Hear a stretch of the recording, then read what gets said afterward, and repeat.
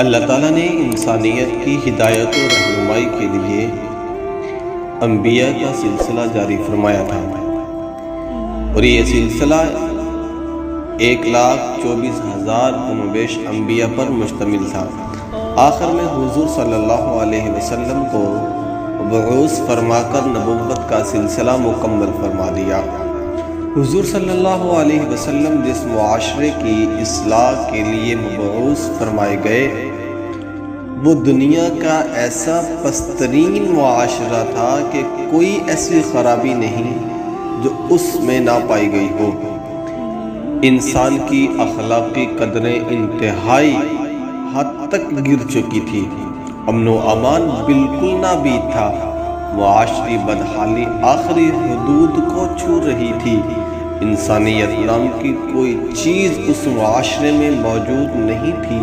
سنگ دل باپ اپنی نوزائیدہ بیٹی کو زندہ درگور کرنا اپنے لیے باعث فخر سمجھتا تھا، اور اسے اپنے گھر رکھنا، بیٹیوں کو اپنے گھر میں زندہ رکھنا باعث عار سمجھا جاتا تھا۔ شراب نوشی اس معاشرے میں اتنی عام تھی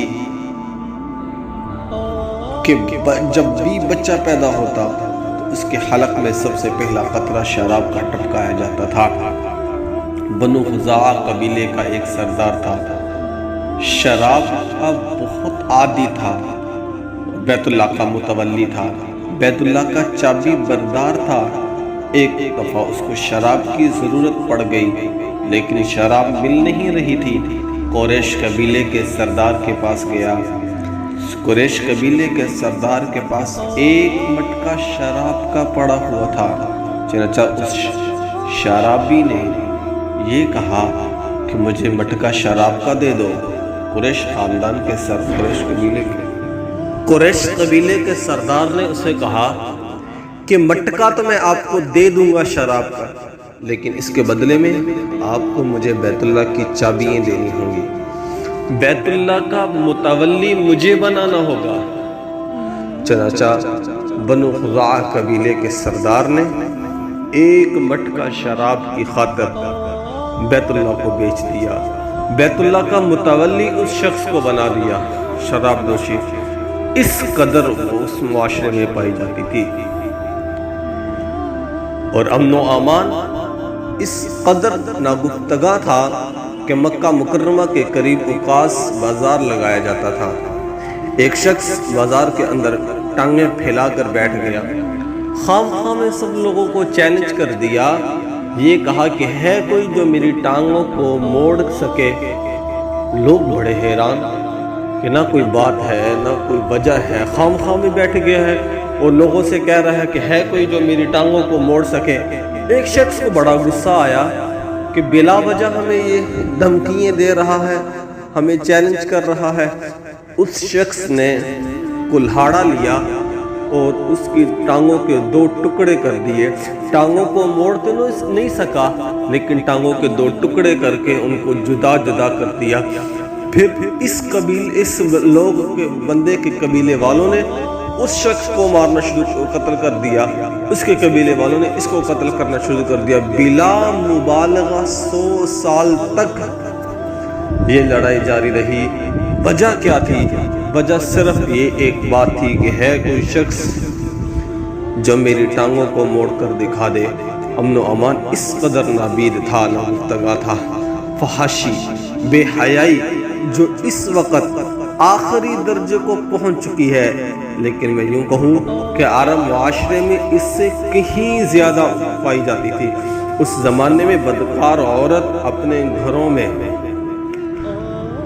جھنڈا لگایا کرتی تھی، اور ان کا یہ جھنڈا لگانا اس بات کی علامت تھی کہ جو آنا چاہے آ سکتا ہے، اجازت ہے۔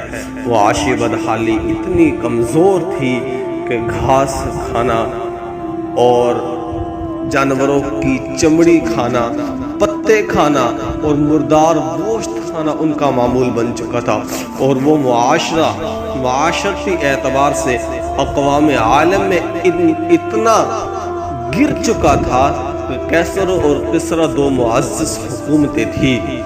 لیکن یہ حکومت ایسی دو حکومتیں تھی جو ایک بالشت زمین کی خاطر قتل و قتال پر آ جاتی تھی، لیکن نہ قیصر نے کبھی سوچا کہ ہم عرب سرزمین پر حکومت کریں، نہ کسریٰ نے کبھی یہ سوچا کہ ہم عرب سرزمین پر حکومت کریں۔ وجہ یہ تھی کہ وہ اس قدر اپنے آپ کو نہیں سمجھتا تھے، کوئی حکمران بھی یہ چاہت نہیں کرتا تھا کہ وہ عرب کی سرزمین پر حکمرانی کرے۔ معاشرتی اعتبار سے وہ اتنی زیادہ وہ قوم گر چکی تھی۔ پھر حضور صلی اللہ علیہ وسلم کو اللہ تعالیٰ نے اس معاشرے میں مبعوث فرمایا۔ حضور صلی اللہ علیہ وسلم کی قلیل مدت کے اندر کی گئی کاوشیں، محنتیں وہ رنگ لائی کہ جو لوگ امن و امان کے بیماری تھے، وہ لوگ جو معاشی اعتبار سے خراب تھے، وہ لوگ جن کی معاشی بدحالی عام تھی، اللہ نے ایسی ان کی زندگیاں بدلی کہ آج کائنات میں لوگ ان کی مثالیں دے کر یاد کرتے ہیں۔ اللہ تعالیٰ نے ان کے ساتھ رضوان اللہ کے وعدے کر دیے۔ یہ بات یاد رکھیں، جب کسی چیز کی نسبت نیک لوگوں کے ساتھ مل جاتی ہے، اللہ رب العزت اس کی زندگی کے اندر اللہ تعالیٰ اس کو وہ عزتیں عطا کرتے ہیں کہ انسان سوچ بھی نہیں سکتا۔ تو پھر عرب سرزمین کی معاشری کیسے قوتیں بلند ہوئی؟